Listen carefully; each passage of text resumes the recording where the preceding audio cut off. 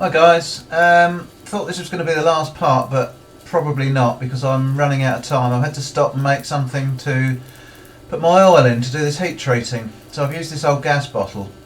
I've just whipped the top off with the plasma cutter, like so, and I put a bar inside so I can hang stuff if necessary into the oil. A quick bit of inch eighth around the top. Bob's your uncle. Left the valve in so it can breathe, but there you go. Couple of handles on it. It's a bit heavy, it's full of oil, so I can move it around easily, and there you go. So that's taken me an hour or so just to knock that up. I've been thinking about this heat treating. In fact, I've been worrying about it a little bit, but I don't know why.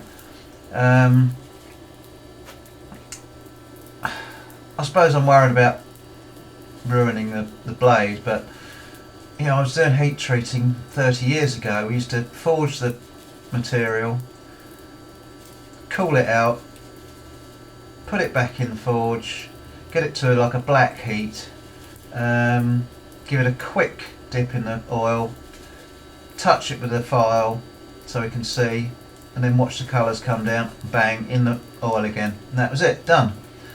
I know it was road chisels and a knife's a little bit more delicate, but I think I'm going to go old school, do exactly what I know, what I've done before, and at the end of the day, if it doesn't work, it doesn't work. But I want to try and keep sort of the traditional methods, keep them going really, because you know, the people are using these ovens now and putting them in household ovens and all these computer controlled ovens and things. So I just want to do it the old way. So we're going to go over to the forge and give it a go. Right, well, I guess really if I was going to do this on any regular basis, I'd use a gas forge and I'd probably build one. But we're going to use the forge. I'm going to leave it on top so that I can see what's happening, because the blade is quite thin in places, and so that it soaks a bit, if you know what I mean, so that it doesn't get too hot too quick. So I'm just leaving it on top to let the heat sort of seep right through it. So this could be quite boring watching this. I might cut a few bits out. But basically, we want it up to critical, but not too quickly. And so with a gas forge, it heats much more evenly. This coal forge, or coke forge, it's not coal at all, it's coke. Now that is what I would call a black heat. See under there, you can just see it's red, but in daylight, you've got no heat at all, no colour. That's what we'd call a black heat, and that is what I would start looking for colours at. I'd give it a quick quench and start looking for colours if I was doing a road chisel. We used to quench it in whale oil, because apparently whale oil's got a much higher flash point and you never got any flames from it. It never burst into flames. It's supposed to be quite good oil for quenching. I'm just going to use motor oil. You can see now we're getting there. It's coming up, but I've purposely left the very tip cold, or cooler, because that's the spot that could burn or get overheated quite quickly or quite easily, because it's that much thinner. So I'm trying to concentrate on the thicker parts. Now I'm just pulling it out a bit, so I'm going to heat the point, because we're almost there, I think. It's a long time. As I say, it's a long time since I've done this, but it's one of those things you sort of get to know the colours when you're forging materials quite a lot. And I think we're just about there.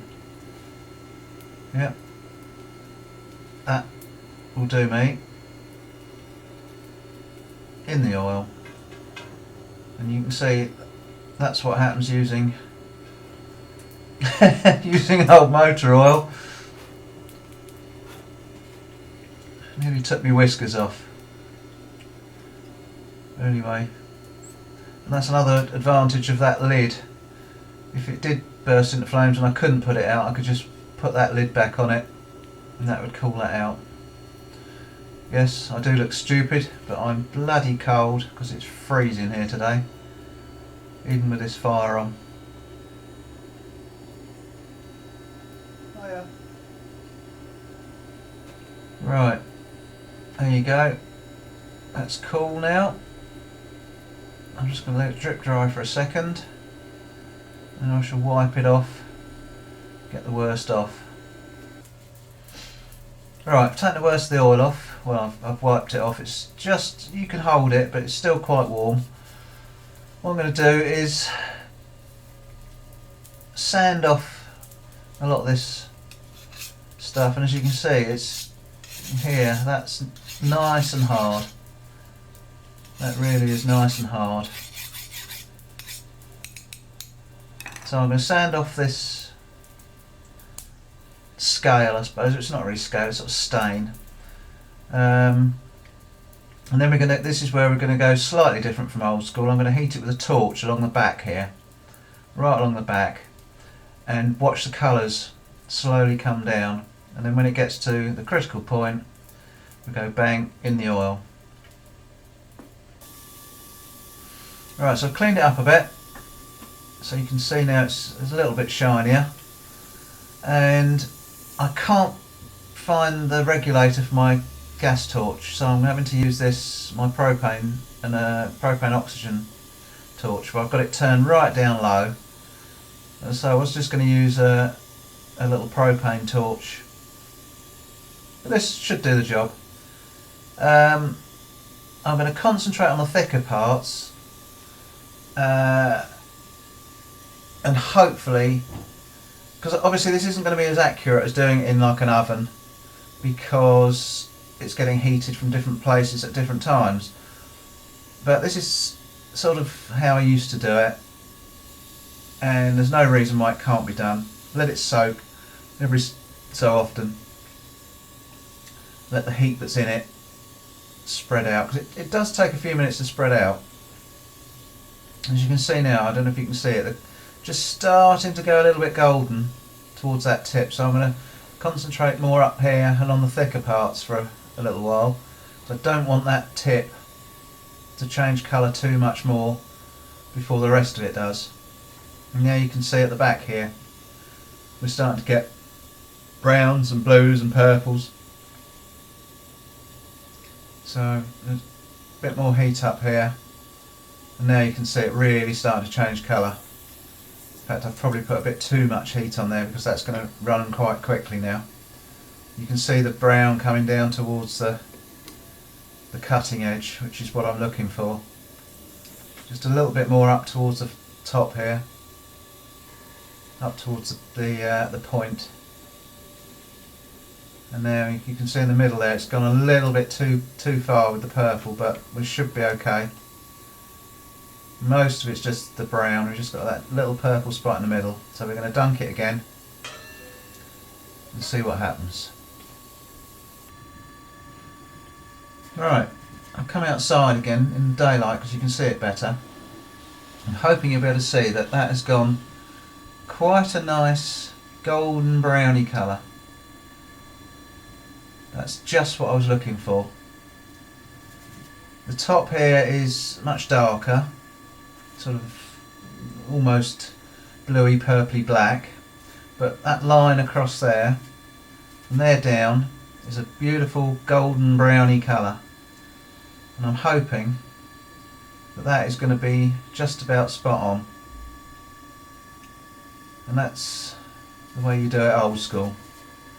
So spend some time cleaning it up and see how we get on. I've got to put the finger guard on, which I'll probably do now before we clean it up too much. Right, so I've silver soldered the finger guard on,